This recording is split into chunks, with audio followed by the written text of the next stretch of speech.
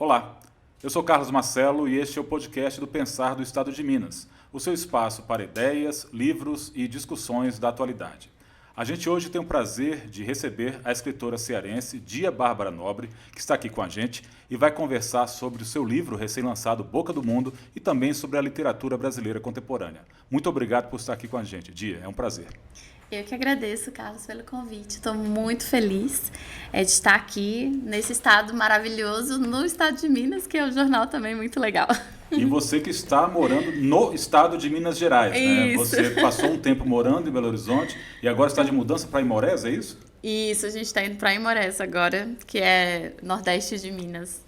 E como é que foi seu estado em Belo Horizonte? Antes de a gente voltar, começar a falar de literatura, o Eu- que foi eu- mais marcante nesses Eu vou 4 te meses? dizer que né, eu tô um você- pouco triste. Sim, imagino. Foi pouco tempo, eu acho, mas foi muito legal, assim. Eu acho que uma das coisas que eu mais gostei aqui foi de... Acho que aqui tem para uma capital, né, do Sudeste, tem uma sensação de segurança muito boa.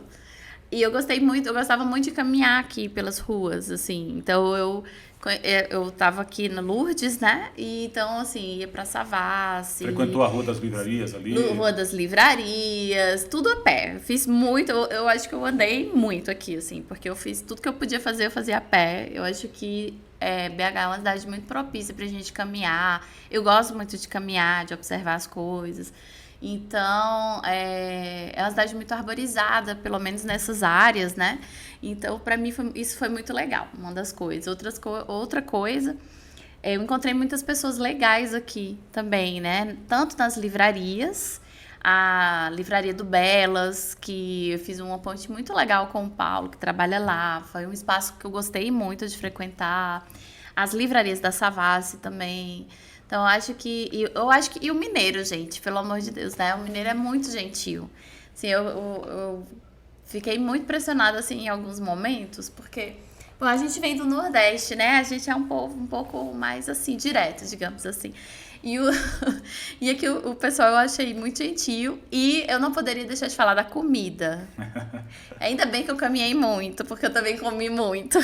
Pois é, mas então, que seja, você vai para Imorés, que é a terra de São Sebastião Salgado, né? Isso. José Rezende Júnior é um grande escritor mineiro também, de lá, você tem também uma tradição Sim. cultural muito forte, mas já mais Lá perto do produz espírito. café também, que eu já soube. Isso, exatamente. Tem várias coisas Mas legais você vai lá. continuar voltando certamente a BH também, Ah, frequentando aqui a Rua das Livrarias e todos os Sim. espaços culturais da cidade. Mas a gente precisa falar um pouquinho da tua história.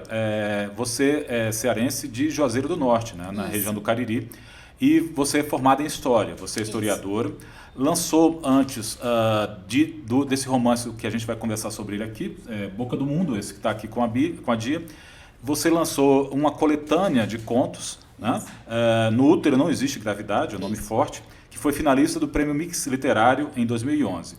2021. 2021, perdão. E no ano passado saiu essa coletânea, né? Do Dia Escuro, Contos Inquietantes de Autoras Brasileiras, entre os quais está a Dia Nobre e outras autoras contemporâneas, e a gente vai falar também sobre esse seu trabalho, que aí é um trabalho de encomenda, que acho que muda um pouco em relação, né, à própria gênese do livro. Mas eu acho que a gente tem que começar por esse mundo que você inventou, essa cidade de Urânia, que tem uma peculiaridade muito forte. Eu queria então que você falasse para quem está acompanhando nosso podcast o que tem Urânia de diferente de outras cidades, a sua Macondo, digamos assim, a cidade que a minha Macondo. você imaginou.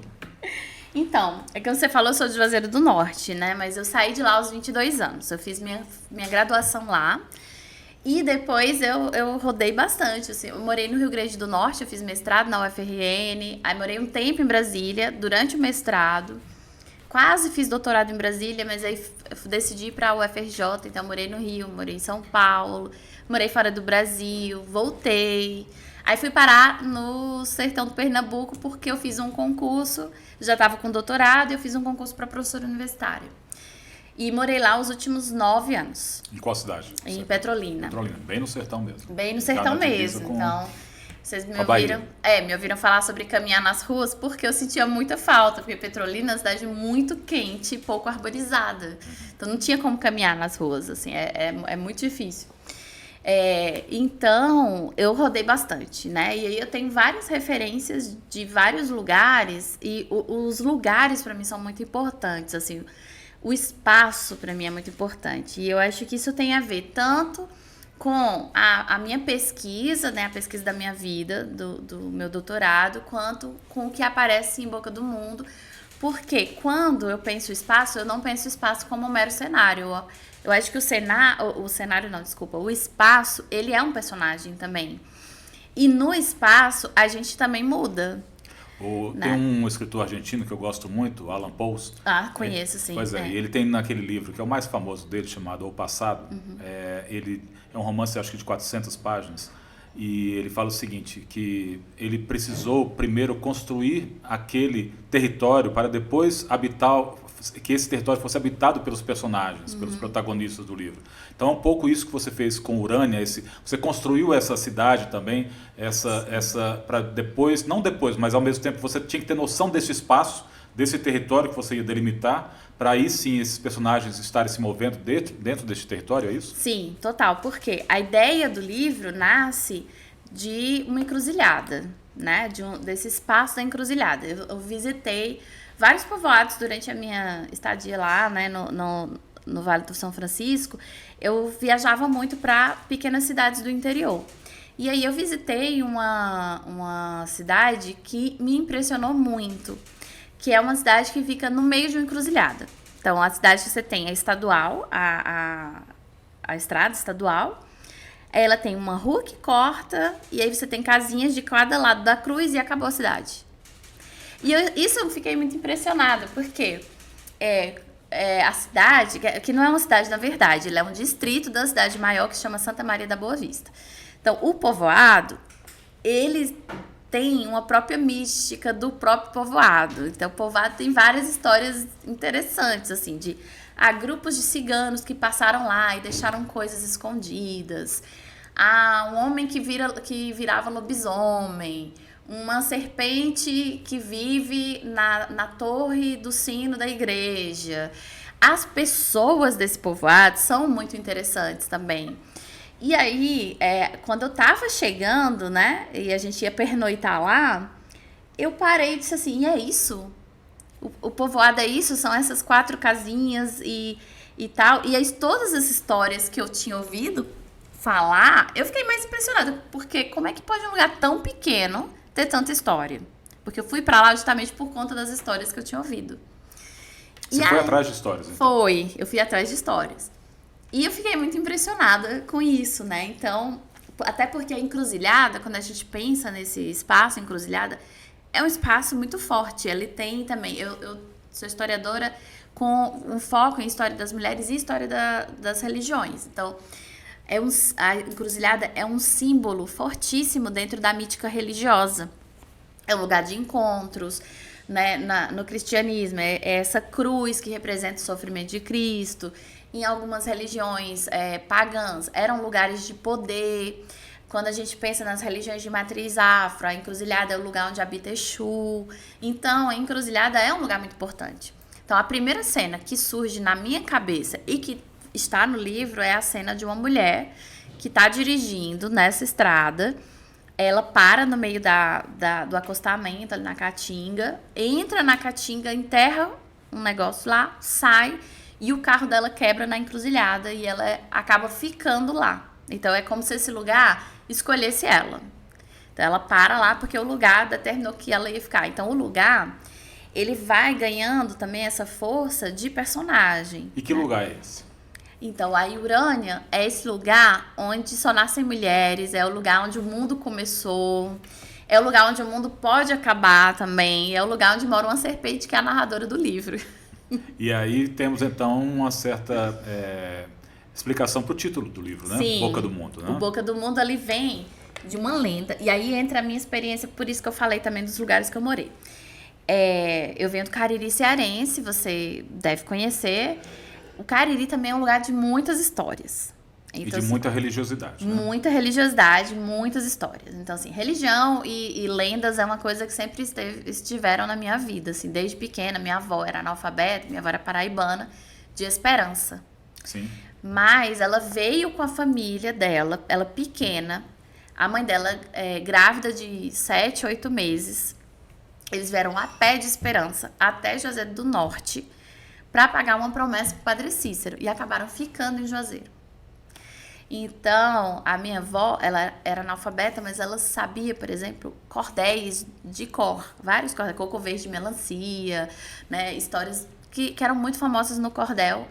Poesias, poemas, assim, e várias histórias. Então, ela sempre foi uma contadora de histórias. E o Cariri é um caldeirão de histórias, tem muita coisa lá. É um manancial inesgotável, né, de É histórias. demais, assim, quem vai pra lá fica realmente assim impressionado com a capacidade que as pessoas têm de construir narrativas sobre o próprio lugar e de também às vezes transformar essas narrativas. Mas como é que você transforma, então? Essa, como você falou, é uma transformação de narrativas, na Isso. verdade. Você tem o seu lado historiadora, na verdade é a sua Isso. profissão, É. mas você tem o seu lado da imaginação, né, É. que desemboca agora no Boca do Mundo. Mas um pouco antes, eu queria voltar um pouco para te falar, a gente volta daqui a pouquinho a falar do Boca do Mundo, Tá. mas eu queria falar do seu primeiro lançamento, que é uma coletânea de contos, né, lançamento literário. Né? No Útero Não Existe Gravidade. E nele, você faz uma dedicatória muito interessante. Você diz, às mulheres que temiam olhar no espelho e agora fazem dele uma arma. Você acha que as mulheres que escrevem estão fazendo agora do espelho uma arma? Tô fazendo da escrita uma arma, né? Sim, eu acho. Eu acho que durante muito tempo as mulheres elas foram escritas pelos homens. As histórias das mulheres foram narradas pelos homens. E só saía, né, dessas personagens mulheres, só saía da boca dessas personagens mulheres o que os homens queriam que elas dissessem, seja para o bem ou para o mal, né? E aí eu acho que hoje... Isso te incomodava como leitora? Sim, eu acho que desde criança, eu sou uma leitora que eu aprendi a ler muito cedo, minha mãe era professora. Então, aprendi a ler com 4, 5 anos de idade. E eu comecei a frequentar a biblioteca correntemente, assim, aos 7 anos de idade. Então, eu frequentei uma biblioteca em específico, que era a biblioteca do Sesc, lá de Juazeiro do Norte, dos 7 aos 18. Todos os dias, assim, de segunda a sexta, eu ia, porque eu fazia natação, e meu pai me deixava lá, tipo, 4 horas esperando ele sair do trabalho para me buscar. Então, eu ficava na biblioteca. E aí eu lia muito, né? E eu li de tudo. Quadrinhos, gibi, historinha de criança. Aí comecei a ler os clássicos, tipo José de Alencar, que a gente tem muito contato, né, com os clássicos, Raquel de Queiroz. O próprio Machado, que eu não gostava muito quando eu era criança, porque eu não entendia nada. Mas depois eu voltei pro Machado e gostei muito, né? Enfim, então, assim, a leitura... E aí tinha essa bibliotecária, que eu lembro muito bem dela, assim...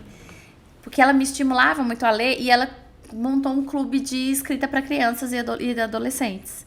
E foi aí que eu comecei a escrever, né? E eu gostava muito disso. Só que tinha uma coisa que sempre me incomodava, era quando eles faziam pequenos concursos entre a gente. E sempre ganhava um menino. Era muito difícil a menina ganhar. Isso me incomodava muito. E uma vez eu ganhei, né? E aí fiquei, olha, se eu ganhei é porque eu escrevo como um menino, então eu devo ser boa. Olha como é louco isso, né? Na cabeça de uma criança, de pensar assim, que a falta de referências, a falta de escritoras mulheres, ou a ideia de que os homens são sempre bons em tudo que fazem e a gente tem que se esforçar muito para chegar nos lugares, é o que é muito introjetado na gente desde criança, pelo menos no lugar de onde eu venho e da geração que eu sou, né? Então, eu acho que isso hoje já mudou. Eu acho que, assim, de uns 15, 20 anos pra cá, a gente já tem mulheres muito cientes do potencial delas, os espaços se abriram. Então, mulheres sempre escreveram. Mas hoje a gente tem mais espaços e a gente, né, tá tentando também cavar vários outros espaços, né? Mas, durante muito tempo, não. Então, quem que você tinha de referência? Por exemplo, pra mim, as referências. Raquel de Queiroz, Clarice Lispector, Lídia Fagundes Telles, Cecília Meirelles, basicamente, assim. Se contavam nos dedos de 2 mãos no máximo. Isso. Né? Assim, e aí era muito mais fácil dizer os nomes dos autores homens, porque a gente tinha muito mais contato. E você acredita que não mais fácil, mas causa mais impacto para uma leitora, como no caso você formado, assim, a representação feminina quando escrita por uma mulher? Olha, eu acho que quando a gente escreve, a gente traz muito da nossa experiência. Não que a gente fale só de si. E eu tô falando isso de homens e mulheres, não é só mulheres, não. Homens e mulheres trazem para a escrita a sua experiência. Eu acredito muito nisso. A gente escreve muito sobre si mesmo, mesmo quando está escrevendo ficção. Então, eu acho que a experiência de escrita de um homem sobre a vivência de uma mulher é sempre uma escrita verticalizada. Porque a gente tá numa sociedade em que os homens sempre foram considerados superiores às mulheres. E é uma sociedade ocidental, né? Não é só um caso do Brasil. A gente pega aquele livro do Harold Bloom, né? Que ele vai trazer ali todos os cânones da literatura ocidental. Você tem pouquíssimas mulheres, a maioria são homens, né? Então, eu acho que é um pouco isso, dessa falta de referência, né? A gente não tem muito essa preocupação, por exemplo, da coisa da autoria, né? Da responsabilidade da autoria. Ai, será que eu vou honrar os meus antepassados? Não tem, porque Paulo conhece as nossas antecessoras, entende? Então, eu acho que sim, quando mulheres escrevem sobre mulheres, eu acho que traz um pouco mais de força, porque traz a coisa vivida mesmo. Mesmo que eu esteja falando, por exemplo, de uma mulher que é lavadeira, e eu nunca fui lavadeira. Mas eu consigo, talvez, entrar muito mais no lugar dessa mulher, entende? E eu acho que como escritores e escritoras, a gente quer que os nossos personagens sejam verossímeis e eles tragam, né, isso. E façam uma conexão com o leitor, especialmente também com a leitura. Afinal de contas, no Brasil, várias pesquisas já mostram isso, a maioria são leitoras, mulheres. Mulheres, né? E aí você pensa assim, mas a literatura escrita por homens sempre foi considerada universal, problemas universais, e a literatura escrita por mulheres era sempre considerado do universo do particular. Sim. Sendo que eu me identifico muito mais quando eu leio livros escritos por mulheres do que a experiência, por exemplo, de um homem de meia idade que se divorciou e está querendo se encontrar nos braços de uma garota de 20, entende? Eu entendo muito mais a garota de 20 até do que o cara. Então, assim, pra mim, esse não é uma experiência universal. Eu nunca vou passar por isso. Sem dúvida. Isso é uma experiência particular. E teve uma experiência coletiva recente que é este livro aqui, O Dia Escuro. Sim. Que também tem uma provocação até exatamente nessa montagem, né? Assim, são contos inquietantes escritos por autoras, mulheres brasileiras, né? Assim, mas que, no meu entender, só para quem não conhece esse livro, foi lançado ano passado, a organização da Fabiane Sex e da Socorro Acioli, cearense, como você. E tem a mineira, a Marcela Dantes, está no livro, autora de Vento Vazio, e fez a sua apresentação aqui do livro do Boca do Mundo. Mas tem uma coisa interessante, e esse ponto que eu queria dizer, que eu enxergo uma conexão entre esse livro de Escuro e a produção literária latino-americana que está sendo feita no século XXI, né? No qual as mulheres estão encabeçando depois, digamos assim, de uma supremacia masculina no século XX, até mesmo no realismo mágico, né, que é protagonizado por homens, você tem pouquíssimas mulheres se destacando, né? Vocês agora tomam conta deste espaço, não só no Brasil, mas como na América Latina, e com essa capacidade também de não ficar se restrita à reprodução da realidade ou de uma redescoberta da realidade, mas sim de contar todas as histórias que vocês querem contar e que precisam contar. E aí entrando até no fantástico, né? E de inventar também. Da invenção, né? da inquietude, né? Eu não preciso estar falando só de coisas que eu vivi. Eu tenho, né, a capacidade de inventar coisas e de fantasiar coisas e de criar histórias. E como é que foi, então, a criação da história que se chama Paixão de Santidade, né? É o seu conto. Sim. Porque eu identifiquei um elemento da religiosidade muito forte nessa história, né? Então, como é que surge essa história? Resume um pouquinho para quem está acompanhando nosso podcast essa história e como é que você chegou nela. Tá. A Paixão de Santidade é um conto sobre uma moça que é uma beata, né? E aí, beata, quando você vai ali para o interior do Nordeste, o que é a beata? A beata é aquela mulher que frequenta a igreja, ela não é freira, mas ela frequenta a igreja religiosamente, ela tem até atribuições dentro da igreja, ela fica muito ali na cola do padre, e o padre acaba, muitas vezes, delegando funções para essas mulheres que estão ali. Então, elas gerenciam, por exemplo, a distribuição das hóstias, elas gerenciam a limpeza da igreja, as reuniões de oração, né, novenas. Então, são mulheres muito religiosas, mas não são freiras. E que acabam, dependendo da cidade, quando é uma cidade muito pequena, principalmente cidades menores, né? Elas acabam aí ganhando um certo poder dentro da cidade, porque elas são essas representantes do padre na cidade. E aí a história conta a trajetória, né, dessa beata, que ela, num evento muito importante na cidade, que é o evento da Paixão de Cristo, ela está organizando isso, como é que vão se dar os rituais do dia. Ela chega na igreja muito cedo e ela percebe que alguma coisa estranha aconteceu com a estátua de Cristo que está lá exposta, né? Que se a gente for em algumas cidades, por exemplo, como Goiás Velho, né? No norte tem isso muito forte, né? Da Paixão, das procissões da Paixão de Cristo. No próprio Juazeiro do Norte também, é muito comum eles usarem uma estátua em tamanho real do Cristo morto.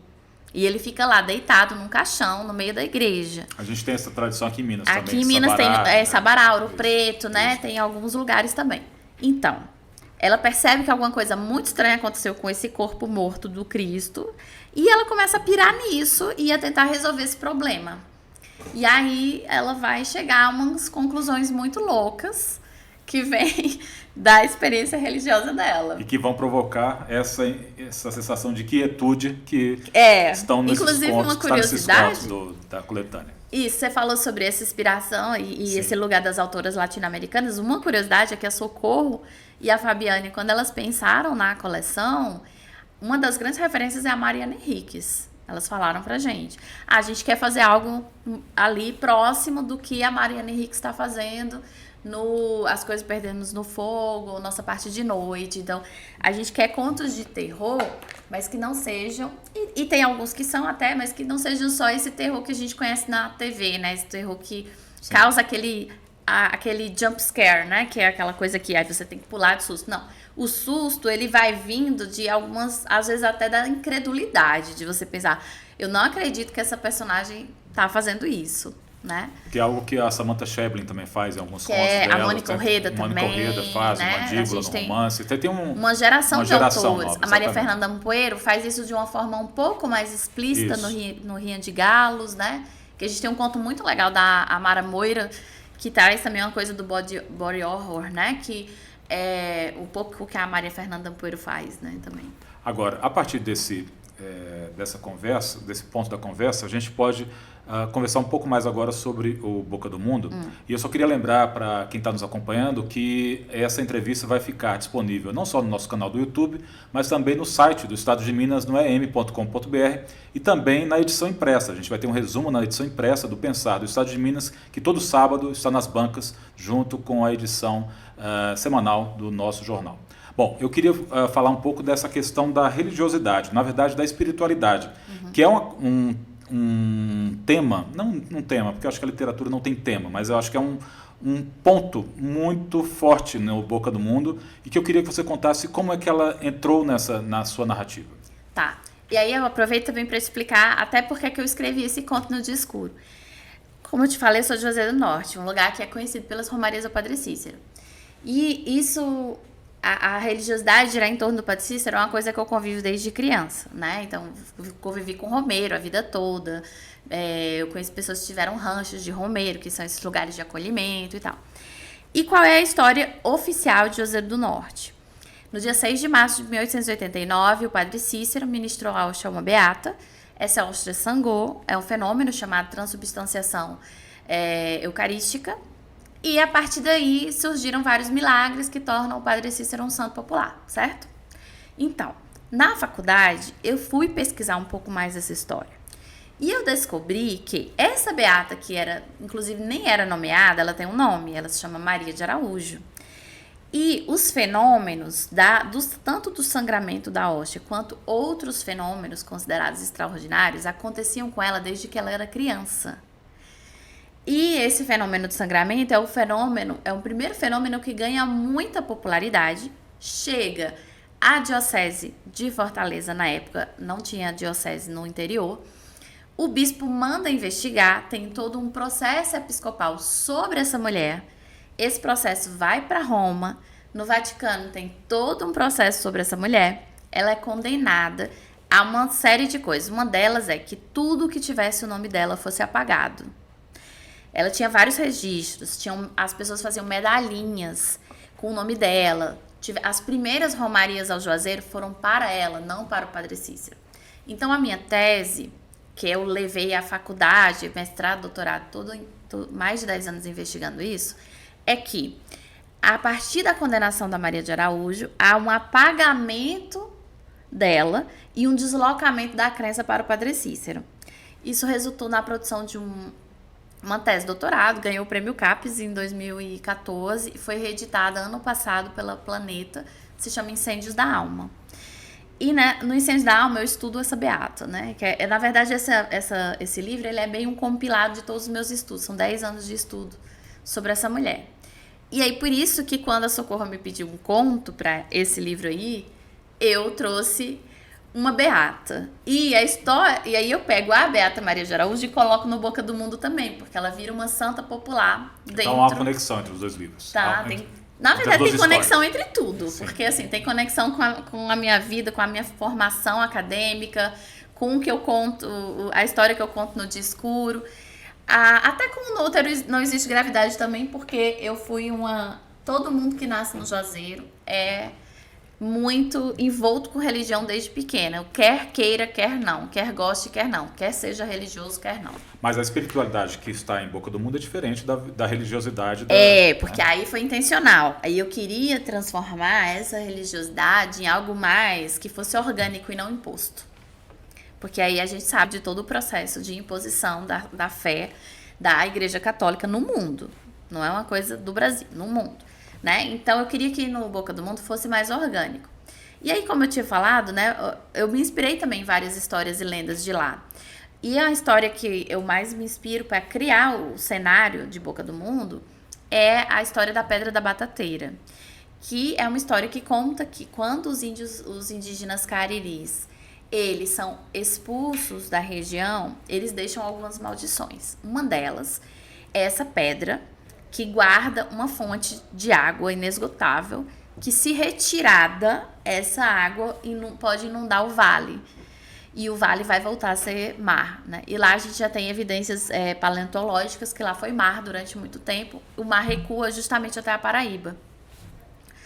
E aí, essa pedra tá lá até hoje. E ela foi acorrentada ao chão. As pessoas têm muito medo de tirar essa pedra. Ela fica no leito de um rio. Passa por dentro de um sítio, inclusive, que é uma área de reserva, de proteção ambiental, né? E essa pedra tá lá. E realmente já foram feitos estudos geológicos que tem muita água lá nessa fonte, né? E essa pedra, aí eu coloquei, por isso que eu coloco Boca do Mundo nesse lugar. Esse lugar onde os indígenas que estão na história, quando são expulsos, deixam lá essa Boca do Mundo sangrando, que é essa água que está jorrando. Eles cobrem esse buraco com essa pedra. E esse lugar onde o mundo nasceu, porque era a casa desses indígenas que foram expulsos, e é onde o mundo pode acabar se essa pedra é retirada. E quando a protagonista chega no lugar e ela cria Urânia, a partir desse lugar, que é essa Boca do Mundo, ela esconde essa pedra. Ela crava uma praça no meio, bota uma fonte lá para esconder a pedra, para ninguém saber onde é que o mundo começa, nem onde o mundo vai terminar, porque ela se apodera desse território, né? Então é um pouco isso, então tá tudo interligado, assim. A gente está caminhando para a reta final da nossa conversa com a Dia Nobre, Dia Bárbara Nobre, 3 nomes, né, muito fortes, nome e sobrenome, mas tem uma parte que eu acho que é interessante você contar para a gente, que está voltando ao seu livro de contos, No Útero Não Existe Gravidade, que saiu pela Penalux. É uma editora independente que não existe mais, exatamente. Inclusive. E agora você está na Companhia das Letras, com distribuição garantida, distribuição nacional, Sim. por uma das maiores editoras do país.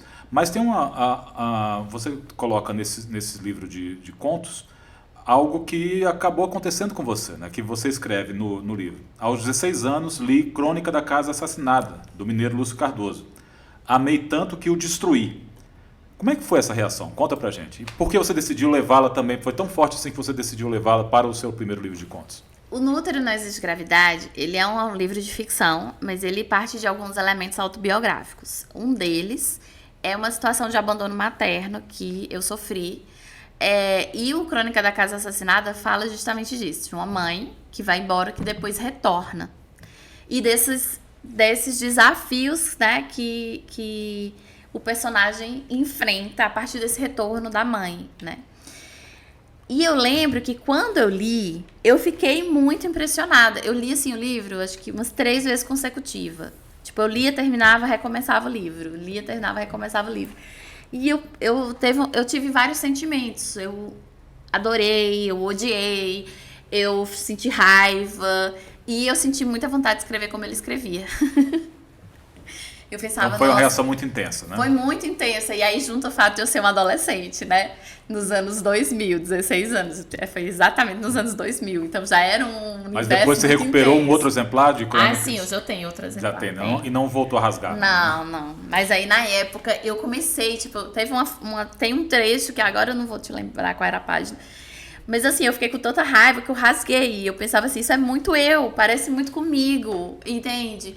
E uma vez eu lembro até que eu tava conversando com uma amiga e eu dizia, cara, eu queria muito ter vivido na época do Luiz Cardoso para conhecer ele. Depois, lendo a biografia da Clarice Lispector, ela conhecia ele, bom, dizem, né, as fofocas que ela era muito apaixonada por ele. Isso. E eles trocavam cartas e era uma coisa muito intensa também entre eles, né?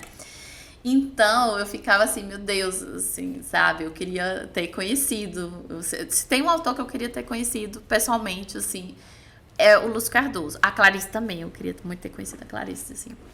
Mas, assim, o Lúcio Cardoso é um autor que eu acho que ele é, inclusive, injustamente pouco conhecido na literatura nacional. É um autor que as pessoas que eu falo, a exceção aqui das pessoas de Minas, pouca gente sabe quem é. Agora ganhou um pouco mais de visibilidade porque a Companhia das Letras reeditou a obra dele, né? E os diários dele. Mas ele é uma figura interessantíssima no cenário literário, porque ele, quando ele escrevia, ele já rompia com um padrão que a gente tinha de literatura, que era muito ditada pelo Guimarães Rosa, por exemplo, que é um grande autor, que tem toda a sua relevância, mas que é outra coisa. E eu acho que ele é muito subversivo. E eu acho que foi isso que me incomodou tanto nele, né? De eu ler tanta coisa padrão, assim, do que é o romance contemporâneo, e eu pego uma obra como a Crônica da Casa Assassinada. É um assombro, né? Assim, que é um assombro. E eu fiquei, como é possível esse livro existir? Eu lembro que foi Eu acho que, na verdade, sem querer, só uma pequena digressão, eu acho que são dois monumentos, né? Grande Sertão Veredas, são completamente diferentes. Mas são dois assombros. Eles causam, mas podem causar o mesmo impacto ao leitor. Sim. Por serem OVNIs, assim, naquele momento da literatura brasileira. E eu acho também que aí depois, lendo os diários dele, conhecendo um pouco mais da biografia, o Lúcio Cardoso, ele é um cara que ele tá na contracorrente de tudo o que uma sociedade conservadora, religiosa, né, traz. E não foi redescoberto da mesma forma que o Guimarães. O Guimarães já teve o reconhecimento em vida. Sim, né? sim. Foi até para ver ele, mas não, continua sendo um escritor meio maldito. Assim, mas assim, eu rasguei essa primeira edição que eu tinha, que não era minha, detalhe, era da biblioteca. E que, enfim, ficou lá, ninguém, tipo, nunca devolvi o livro, também nunca me cobraram. Mas depois, assim, só pra fazer minha culpa, gente, eu já doei muitos livros para bibliotecas, tá? Então, tô perdoada. Mas é um livro que eu comprei depois. Pois é, então faz parte da sua biblioteca atual. E faz parte da minha vida, né? Agora, voltando para No Útero Não Existe Gravidade, tem uma afirmação que eu queria pegar como gancho para te fazer uma das últimas perguntas. Você escreve que a memória reescreve o passado como um sonho que se derrama para a realidade. Como é que a memória e o sonho influenciam a sua escrita e especialmente o Boca do Mundo? Em tudo. Eu sou uma pessoa que sonha muito, desde pequena. Eu tenho sonhos, assim, loucos. Eu tenho muitos sonhos recorrentes. Eu tenho sonhos com cidades que eu visito recorrentemente, mas que eu nunca vi, assim, na vida acordada. Mas que eu conheço a cidade, assim, todas as pedras da cidade, que são cidades construídas no meu sonho mesmo. E eu tenho cadernos de sonhos, assim, que eu anoto, né? E a memória vem muito também da minha experiência como historiadora. Mas você aproveitou algumas das anotações do seu caderno de sonhos no Boca do Mundo? Em tudo que eu escrevo tem coisa que tá nos meus cadernos. Então, sim, os sonhos de Teresa, por exemplo, muitos dos sonhos de Teresa são sonhos que eu já tive. Que eu empresto pra ela, né? É emprestado, assim. Mas, que eu ia falar assim, da memória. A memória, ela vem muito dessa trajetória como historiadora. A memória é um conceito muito caro na história, né? E ela, muitas pessoas tendem a achar que a memória, ela se refere àquilo que a gente lembra. Mas não é bem assim.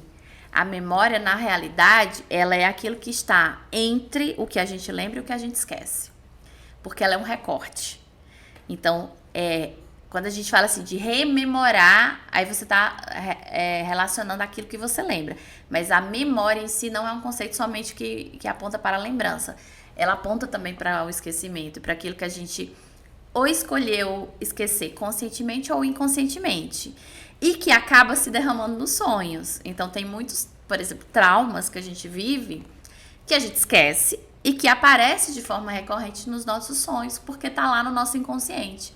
A memória também é feita desse lugar do inconsciente, que é um lugar bem obscuro, um lugar, sabe, que tipo, você não sabe muito bem o que tem ali, e que às vezes é melhor nem mexer, né? Quem faz análise mexe muito nesse lugar. Então, eu fiz análise durante mais de 7 anos. Então, é algo que está muito presente na minha vida. Então, memória e sonhos é algo que não dá para desconectar da minha própria trajetória, da minha própria vida. E então estão presentes no Boca do Mundo. Estão muito presentes no Boca do Mundo, porque tem inclusive cenas que acontecem em sonhos. Tem personagens que só conversam nos sonhos, que não conversam na vida acordada, mas que nos sonhos elas conseguem se entender, e uma entender a outra e chegar em algum lugar.